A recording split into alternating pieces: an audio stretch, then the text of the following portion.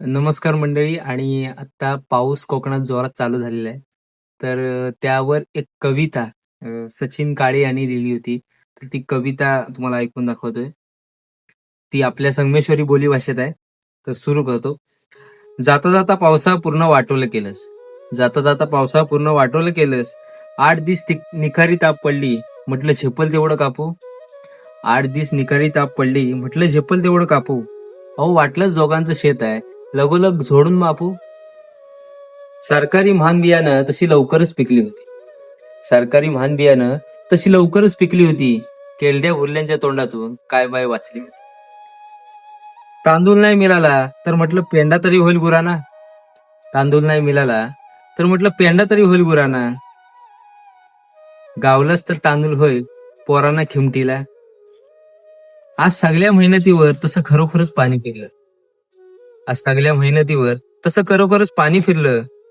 तू गेलास म्हणून काढायला लागली गुंडाळलेली खोल आणि विला. तू गेलास म्हणून काढायला लागली गुंडाळलेली खोल आणि विला. अरे पावसा, ती नुकसान झालं ना तरी मागं येणार नाही. अरे पावसा, किती नुकसान केलंस ना तरी मागं येणार नाही. अजून पण मनगटातून हिंमत गेलेली नाही.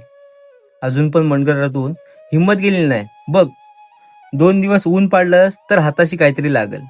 बघ, 2 दिवस ऊन पाडलंस तर हाताशी काहीतरी लागल. चौघांचं नाही माहिती पण आमच्या दोघांचं तरी भागल. चौघांचं नाही माहिती पण आमच्या दोघांचं तरी भागल. नुकसान भरपाईचं म्हटलं तर आम्हाला त्याचा काय उपयोग नाही. नुकसान भरपाईचं म्हटलं तर आम्हाला त्याचा काय उपयोग नाही. कारण तुला सांगता, जर मिळालीस तर 25 नावा सातबाऱ्यावर आहेत.